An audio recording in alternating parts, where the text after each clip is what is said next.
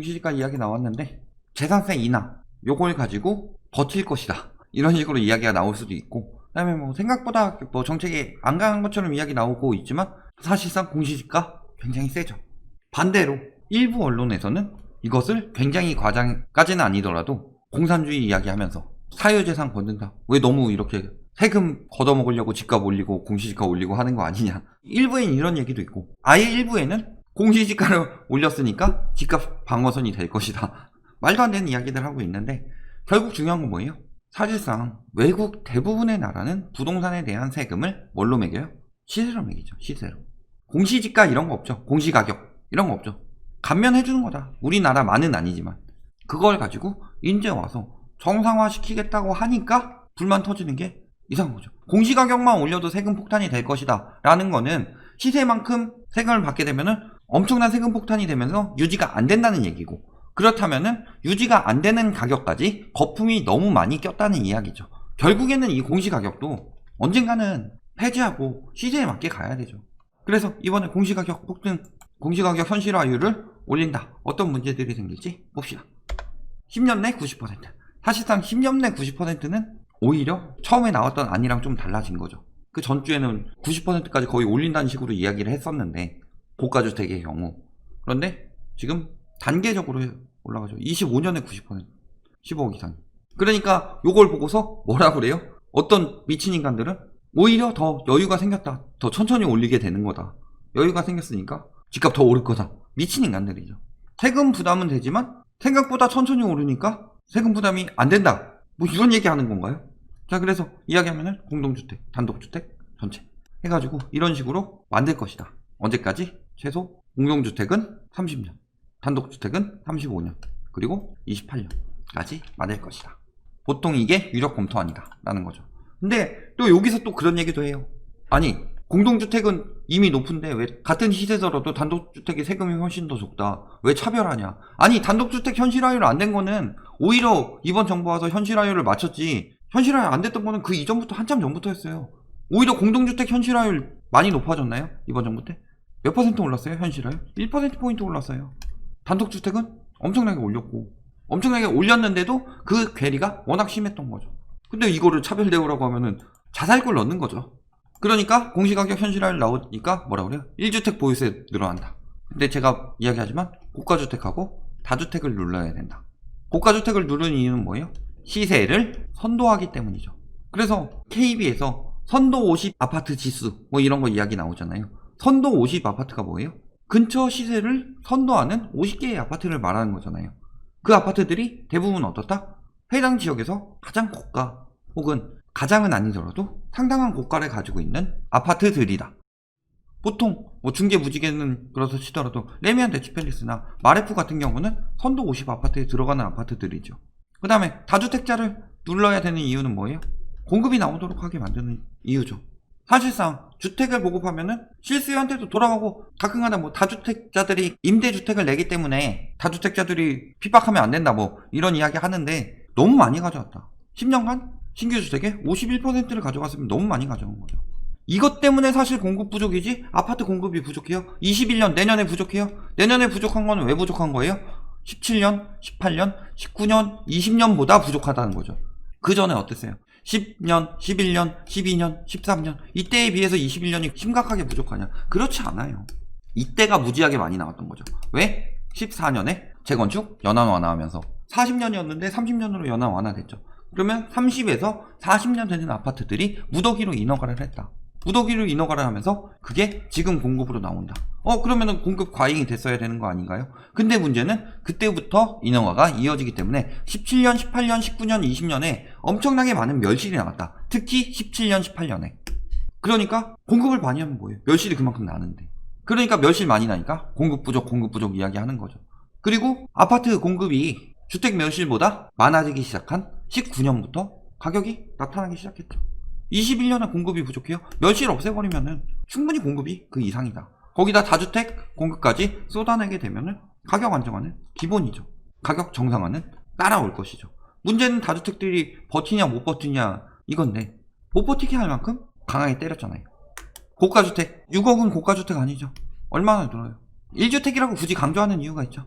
1주택 한 채 가지고 20년 공시가격. 실거래 시세가 이만큼인데 공시가격이면 엄청나게 낮은 거죠. 맞추면 어떻게 돼요? 3배로 늘어나죠. 종부세가.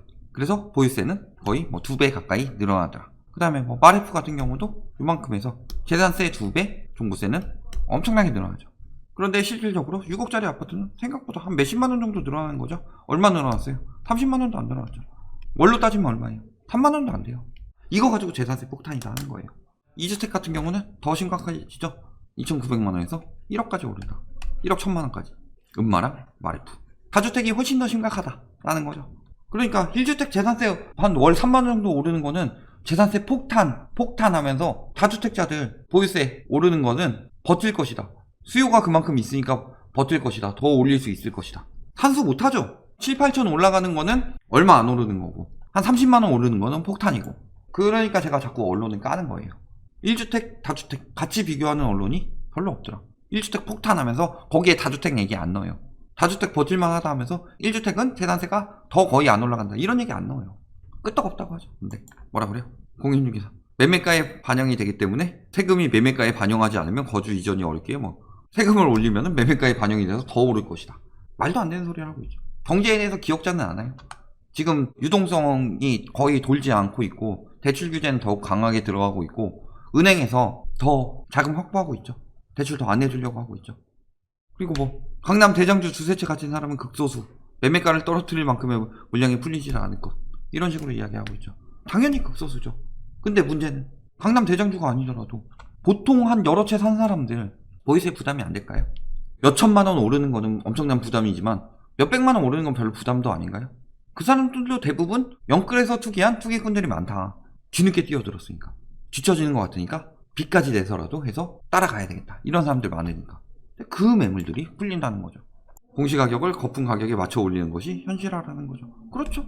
거품 가격이 있으면 그만큼 세금을 때려야 되니까 그게 현실화죠. 이게 거품이 아니라 현실이다. 이 가격이. 말도 안 되는 개소리죠. 거품이기 때문에 더욱 현실화 시키는 거예요. 거품이기 때문에 그 거품을 빼기 위해서는 시세에 맞게 세금을 때려야 되니까.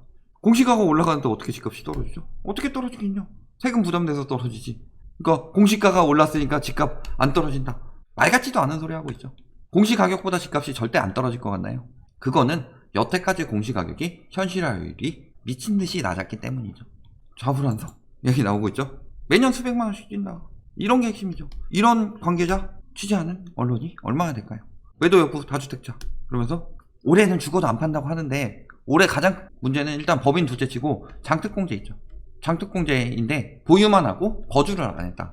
뭐 10년 이상 말할 것도 없고 한 6년 정도 됐다고 봅시다. 그러면 지금 어떻게 돼요? 10년 8%씩 68에 48% 장특공제 48% 받을 수 있죠. 근데 내년이 됐어요. 7년 됐죠. 보유만 하고 거주를 안 했다. 그러면 47에 28 28%로 줄어요. 맨날 양도세 이야기하면서 그 전에는 어떻게 했어요? 12, 16부터 6월까지 10년 이상 양도세 중과 배제해 줬더니 혜택을 줬더니 안 팔더라. 그렇다면은 혜택 주지 말고 이때까지 안 팔면 더 강화할 거다. 12월까지 반대로 간 거죠. 나올까요? 안 나올 거예요? 법인은 말할 것도 없고 영향 없다는 이야기들 많이 나오고 있죠. 누가요? 교수형 세부담을 늦춰줬다. 대단하십니다. 저분은 진짜. 현실화율이 높아진다고 해서 부동산 시장 전반에 미치는 영향은 없을 것이라고 했는데 현실화율 언제부터 제대로 높아졌어요? 19년, 20년 한 번씩 출렁했죠. 계속 높아지고 있고 부담 가중되고 있죠. 이전에도 영향이 있었는데 더 높아지는데 영향이 없다. 말도 안 되는 소리 하고 있는 거죠. 아니나 다를까 이야기 나왔죠. 재산세 폭탄. 월 3만원 올리는 것도 엄청나게 폭탄이죠. 6억 정도 되는 거. 그래서 이번에 뭐 나온 거예요? 재산세 부담 늘지 않도록 하고 있다. 다만 공시가 시세 90% 맞추는데 1주택 재산세 완화하는 거는 9억 기준이냐 6억 기준이냐 이걸로 고민하고 있는 거죠. 어느 정도로 완화해준다? 0.05%포인트 90% 맞추는데 0.05%포인트가 높은 거예요. 이건 뭐예요? 재산세율. 재산세율이 0.1에서 0.4% 이 정도 되는 곳에서 0.05에서 0.35%까지 낮춰준다 라는 거니까 영향이 크죠. 근데 뭐 당에서는 뭐 9억 원 이하 하는데 사실 6억에 맞추는 게 좋죠. 사실상 9억대도 많이 떨어져야 되니까 최대한 많이 해가지고 위에서 많이 찍어 누르게 만들어야 되죠. 1주택자들 피해보는 거 아니에요? 피해 언제든 받죠. 집값이 떨어지지 않는 이상은 계속 피해 볼 수밖에 없습니다. 집값 안정되면 되는 거고 집값 정상화되면 되는 거고 여기서 또 고령 나이 막 60 넘고 70 넘고 하신 분들 돈 벌기도 힘든데 보유세 높이고 너무하는 거 아니냐. 그래서 그분들에 대해서는 710 대책 때 공제가 더 많이 들어가요. 은퇴자 1주택 내 집에만 살고 있는 분들의 경우는 대부분은 오히려 부담이 줄어들었어요. 전체적으로 10%포인트 정도 공제가 더 늘어났기 때문에. 근데 그런 거 보도해주나요?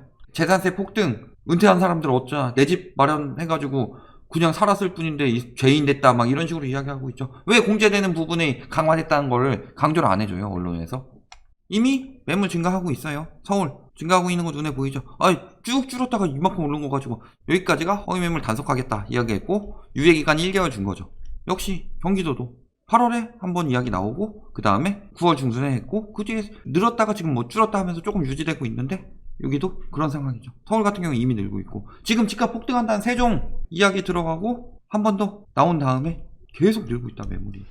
매물이 이렇게 증가하고 있어요. 매물이 증가하고 거래량이 줄었는데 집값이 오르는 이유는 뭘까요? 첫 번째, 호가를 높이고, 두 번째, 언론에서 거래량 엄청나게 줄었는데 30대 비중 이야기하면서 영끌한다, 지금이라도 사야 될 때다 계속 부추기고, 그래도 뭐 좋은 지역은 수요가 끊임없어 계속 오를 것이다, 전문가란 작자들, 그런 작자들만 섭외해가지고 이야기하고, 그러니까 지금 그러고 있는데, 전체적으로 봤을 때 매물이 늘어나고 수요가 줄어들어요. 거래량 줄었으니까. 그렇다면은 수요가 줄고 공급이 늘어난다. 맨날 공급 부족 이야기하면서 전문가들이란 작자들이 이야기하는, 그들이 그렇게 좋아하는 수요 공급 곡선에 따라서 지금은 떨어져야 될 텐데 그거에 대해서는 보도를 안 해준다. 왜? 떨어질까봐. 그러니까 지금 들어가서 사는 사람들이 어떻게 된다는 거예요? 물린다는 거예요. 거래량 이야기했죠. 전국 거래량 감소, 서울 감소, 경기도 감소, 다 감소하고 있다. 수도권 같은 경우는. 세종도 다 지금 공무원들이 털고 나오고 있는 거고. 결론, 이번에 규제 들어간 거 공시가격 높이고 있죠. 그 다음에 뭐 2030년까지 완화했다 하는데, 제가 늘 이야기했어요. 보유세 버틸만 한가? 보유세 버티고 오른다? 그렇다면 보유세가 과중되지 않는다는 거니까 세율 더 올리면 되죠. 공시가격에 대해서는 이미 이야기가 나왔으니까. 그리고 6억 또는 9억 이하에 한해서 재산세 감면이 들어간다. 이는 뭐예요? 다주택 혹은 고가주택. 고가주택도 투기성으로 산 사람들 많죠. 투기꾼들은 곡소리 나는 거고, 반대로 1주택 중저가 실수요들은 웃음소리 나는 거죠.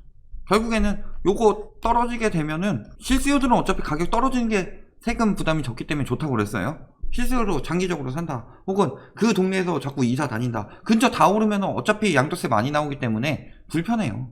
세금 부담되고 똑같은 집으로 이사 가기도 힘들고. 이로 인해서 다주택, 투기꾼, 매물은 지금도 증가하고 있고 앞으로도 증가할 것이다. 여기까지 말씀드리겠습니다.